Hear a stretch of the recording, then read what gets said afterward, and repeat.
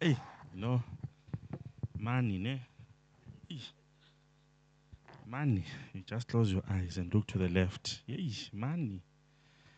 Anyway, without wasting much of your time, ladies and gentlemen, we're going to move on with the program because what I just saw now, I cannot comment on anything other than to say if you haven't registered for the convention, make it a point that you register for the convention.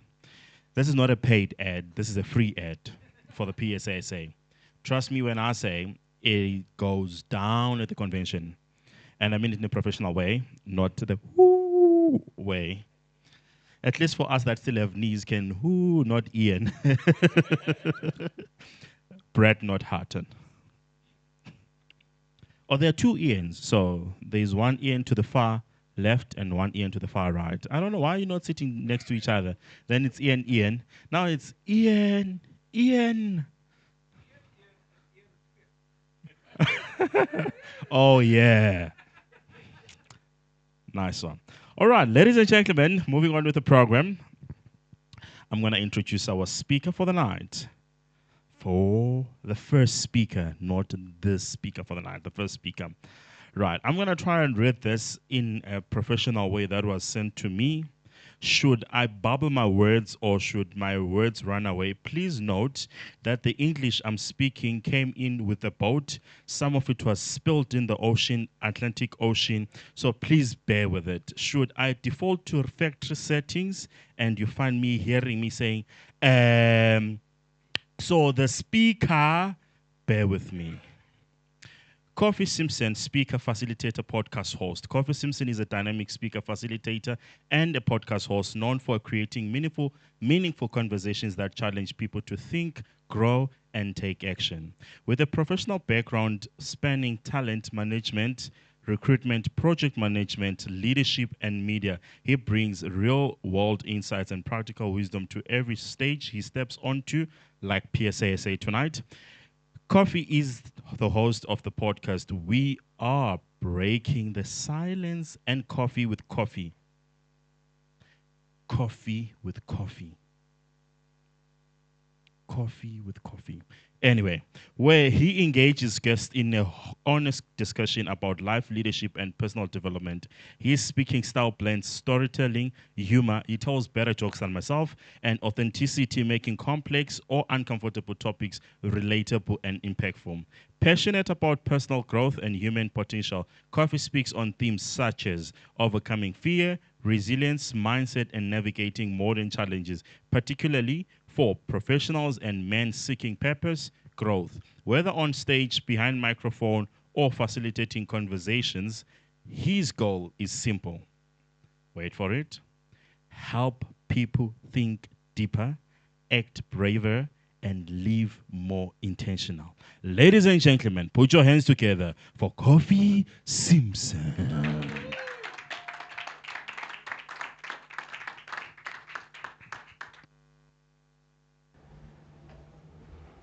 Cool. Thank you very much for that, Bruce. I don't know where you got that bio from. Can I just ask? It seemed very, very long. From? From ChatGPT. Oh, they Oh, muted sorry, me. I'm back. From ChatGTP. From ChatGPT. Yes. Okay, cool. Thanks very much, Bruce, for that. When I was in university, I started a pageant, right? And I was interviewed on radio. And during that radio session, afterwards, I found myself actually asking the interviewer questions where I was being interviewed. And as I reflect through life, I realize that one of the things that I like to do is just ask questions. And as much as I'm standing here today, and as the president said that I'm going to give some insights, I don't know how much insights I'm going to give. But my goal today is to attract insights from all of us in order to have an engaging conversation from a challenging perspective. Are we all in it? Can I hear that? Are we all in it? So we're all going to participate today and give answers so we can all learn specifically because we're all trying to figure things out differently. I was at a workshop earlier last year and the facilitator asked, "What lies do you tell yourself?" Now, the room was silent. I could not think of any lies. But it's weird and amazing how we often reflect on the lies that other people tell, but we don't realize the lies that we tell ourselves are probably the most dangerous. And being honest with yourself is a key aspect of personal growth and self-awareness. Now, yesterday I was in a meeting from an IR perspective, and the guy said, be honest with yourself. And that's something that I'm really thinking about, just being honest with myself and what makes me comfortable and what doesn't make me comfortable. Now I'm going to ask you all, who's a liar here? Bruce, what's the biggest lie you tell yourself? You can speak louder without the mic. I'm tall, dark, and handsome. You're tall, dark, and handsome. Yes. That's the biggest lie. That's the biggest lie. I'm neither tall nor handsome. Second question I'm going to ask you guys. Who is lazy here? Wait, I didn't expect that. Okay, I like the honesty here. I've come to realize, if I'm really honest with myself, that I'm a bit of a lazy liar. So I'm a lazy and a lie. And at this stage in my life, I'm trying to find a simpler way through life. As I'm getting closer and closer and closer to retirement, I keep reflecting on the decisions and choices that I've made in life. What mistakes have I made? And I don't know if any of you have reflected on that, but let's not ruminate on that. But just reflecting on the path that I've taken, and could I have taken a different path? And now I'm trying to find, a bit of a shortcut through life. I'm asking myself questions like, what is success in life? How are people fulfilled in life? How is that 2 or 3 people can come from the same background, same family, but life turns out differently for each individual? And that's something that I'm really pondering on. Does anyone have any answers at that point? What is the formula to life? Why are some people happier than others? Choices. Personality. Okay. And stubbornness. And stubbornness. In a positive or negative way? Positive. Positive way. Diane, I feel that you're trying to tell us you're stubborn. Are you? Does that no mean no I am? You're very stubborn, okay. I like the word stern, assertive. Okay. Does anyone have any? Yeah, I think for me, the purpose, each one has got a different purpose in life, so that is what is driving us towards what we have to do. Everyone has a different purpose. And I'll come back to that. Do people know what their purpose is? I'm still trying to figure out my purpose. Now, from my side, in 1991, during apartheid, I'm originally from Ghana. My parents sacrificed a lot. They immigrated to South Africa to give a better life to their kids. Now, in my family dynamics, my parents, they have 16 siblings. And there are 5 who are doctors, yet the wealthiest person in the whole family is my uncle, Bart Simpson. Yes, I do have an uncle called Bart Simpson. He's a millionaire in dollars. Now, after high school, he got an opportunity to go, scholarship to go to university in the USA, but unfortunately his visa was denied. So at that time, his friends seemed like they were surpassing him, but life changed. And just making me think that sometimes the rejection and failures can be to our advantage, right? And we don't necessarily realize that at that point in time. But I also asked myself another question through that. The family dynamics that I come from, is education the key to success? No. Does education guarantee success? I think it's important to ask, is formal education... Is formal education... Education, is that the key, formal tertiary education? I like the way that you put that. So are we agreeing that it's not the key to success? Yes, we're all agreeing. Okay, that's very interesting. I have this role model, someone who I have a little man crush on, Trevor Noah. I don't know if it's the sapiosexual in me, but Trevor Noah shows us that our backgrounds do not necessarily determine who we are and the challenges that we have. Because if you know Trevor Noah's story, he was born during apartheid when it was considered to be a crime to be born into interracial relationships.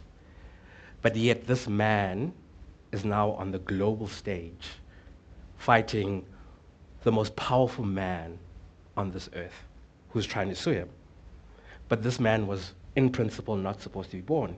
No education, formal education, but he's doing wonders. Now, he had no wealth, no connections, just his talent and a fearless mother. Now, he created his own opportunity, whereas someone like Donald Trump was given opportunity. You know, his father gave him a small loan of $1 million just to start a business. And now you have two people from different backgrounds at the same level. So does our background define our blueprint? So what defines our blueprint? Choice. The choice that you make. Okay, so how do people make better choices? Once you realize what's going on around you, you've got the choice. Am I going to stick to that specific group, or am I going to veer off and do something else? Okay. Because this could be, I'm talking about my life. Yes. This is your life of existence, Mm-hmm. and that might be the one that serves your purpose. Okay. So And people that keep making, so some people make right choices, some people keep making wrong choices. And is that an inherent thing, an environment aspect of things? I don't think anybody actually really makes wrong choices. I think they make a choice at that stage which might not be. Wait, sorry. Sorry, I don't agree everybody makes the wrong choice. Okay. They make a choice that's right for them at that particular moment. Okay. Later on, when they've grown and they've Mm-hmm. been more educated and experienced and stuff like that, then they can start seeing, okay, fine, this path is not right for me anymore. Let me choose another path. path. So I think a lot of it is the choices, but the choices have to be informed. They have to be informed. Yeah, but don't think, even if you look back and you think that choice that you made 20 years ago when you did that one thing that you should never have done, Okay. you wouldn't be where you are today if you didn't make that. If you didn't make that choice. Okay, so a friend told me once upon a time, a few years ago, the bank said I can get a nice car. So I decided to buy a nice car. And I was very unhappy. And my friend said, remember the reason why you made that choice. But to get rid of that car at that point was how some of us don't understand how this automation and interest thing works, that after 2 years of owning the car, you give it back to the bank and you still owe money. So that's a choice that I made, but I can still get out of that choice. Yeah. But if I keep making that choice again, You could be the same thing, but then but it might not take you immediately. You might not make the choice immediately because that might be the best choice because you haven't been informed about a different option. okay, No, if nobody tells you there's a difference, if there's a different path. so who should tell us there's a different path? We are all adults at some point, right? Yes, but that's why you learn from your experience. Okay. Fine. This car I've traded in this Okay. car. I'm still going to pay for it, even though I've given it back because of the interest in it. Okay. You don't learn from that at that lesson. You want to go into the same agreement. Okay. Then your next thing, if you learn from that, you would ask the next person buying the car. Okay. What's the small print? Okay. If you didn't learn from it, you're going to make the same mistake. It might take you to do it 3 times, but then eventually, after having to pay 3 debts off at the same time, then you're going to say, oh, fine, then this. And you learn by asking. Okay. You learn By asking. Okay. So I'm going to pause there. I hear what you're saying, and you've given me a different chain of thought. And someone asked me this, actually at a radio interview the other day. Is self-awareness an inherent thing, or is it a learned thing? So if you believe it's inherent, please put up your hand. If you believe it's inherent, that's self-awareness. Okay? You have to choose one. You have to choose one. And is it an experience thing that you learn self-awareness? Okay, so it's through experience that people learn self-awareness. You've got to be conscious to learn to be self-aware. Okay.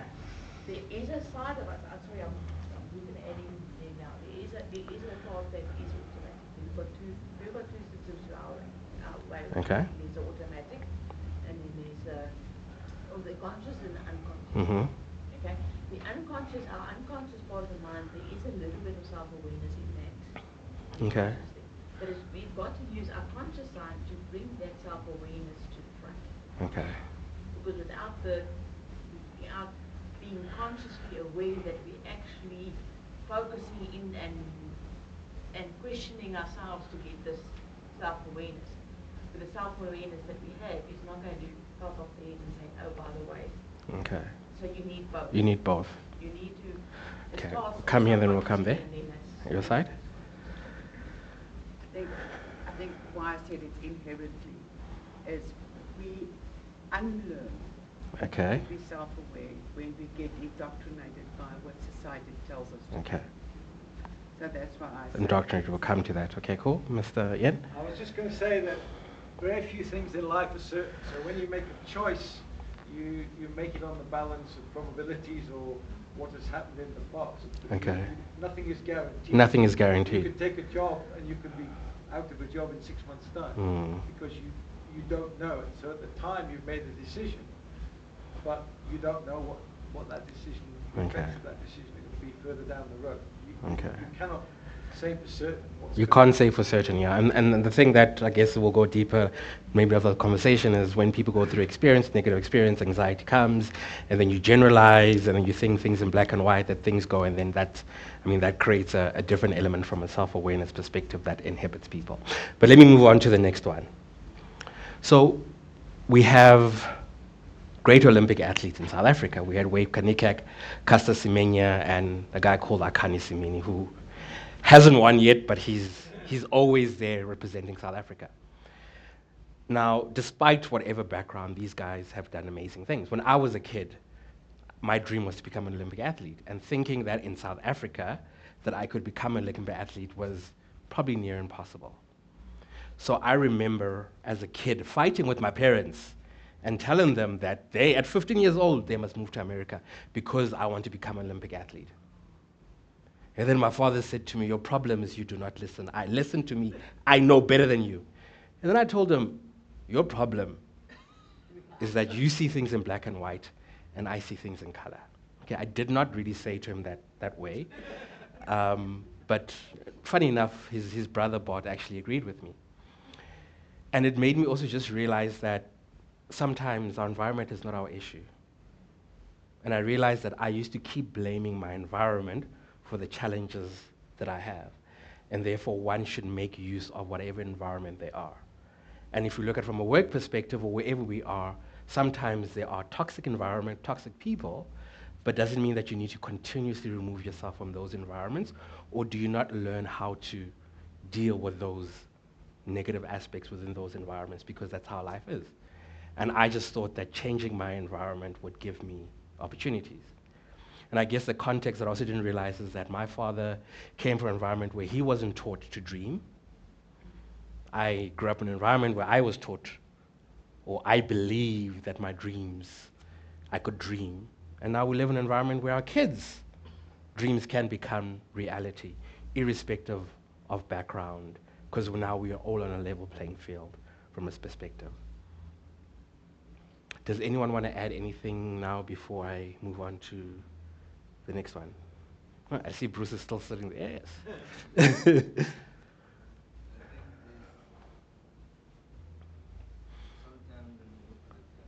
Just a bit louder.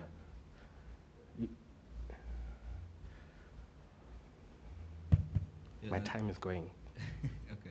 I'm saying sometimes I think there's too much thought that happens between idea and execution. Too much thought. Yeah. Okay. And that overthinking can lead to stagnancy, fear, and yeah.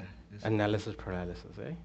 Because sometimes I had to think to myself that sometimes things happen and we won't die, right? I mean, the first time I spoke here, I was very nervous. And if I speak here, this speech didn't go well, Bruce's jokes, but we won't die on the things and the journeys that we want. So maybe we take things a bit too serious in terms of that. There, in a rural community in Mpumalanga, a maize machine stopped working. Now, engineers from the city tried to fix this machine, but they could not fix it.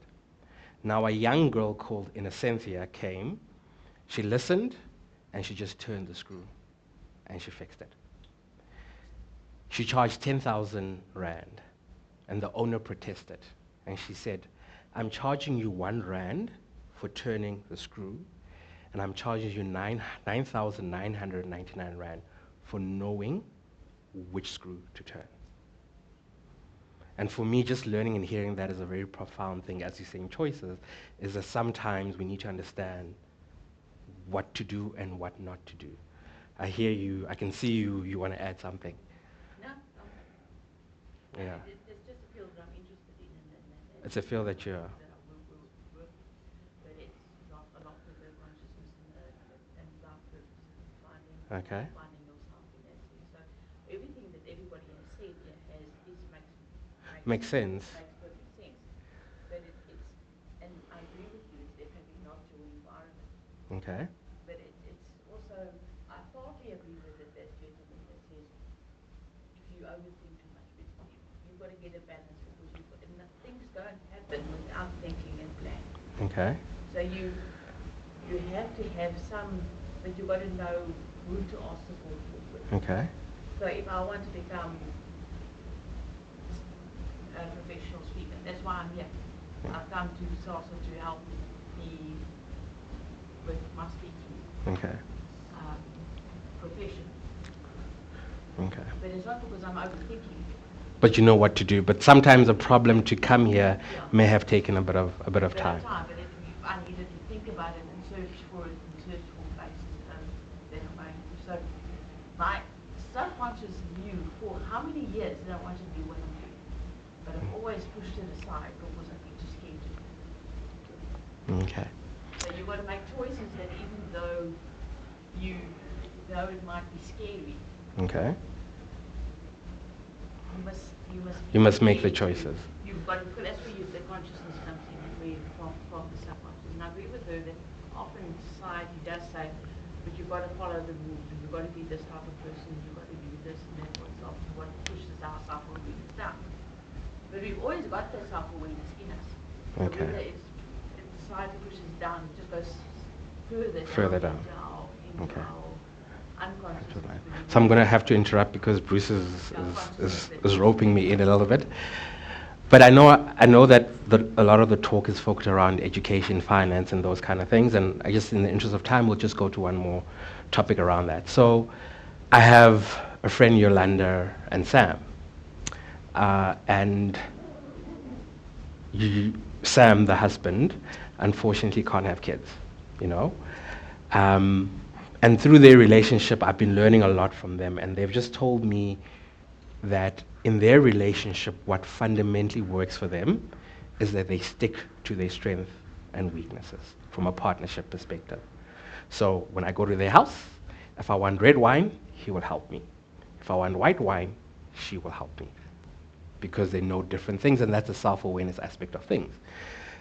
And human dynamics and relationships are very amazing, and companionship is one of the key fundamental things that a lot of people drive and need. But at the same time, it can be very complicated. And I guess this is a very broad question that I'm asking, because I'm on a journey of trying asking questions, challenging and answering. But in your guys' perspective, what are the key things that makes relationships successful? So I've talked about romantic, but we can bring it to any type of relationship. How do we make sure that there's a great formula to having a good relationship? Listen and understand. Listen and understand on both sides, right? Give and take. Give and take. I'm catastrophic at relationships historically, and then I met Ian, and he taught me 3 things about what makes relationships work, and it applies to all relationships. Okay. And they are: name your needs. Okay, I love that. Name your needs. And if someone's not able to fulfill those needs? You've named them. You've named them. My responsibility is to name my needs. Okay. It doesn't mean your responsibility is To fulfill those needs. Yeah. Okay.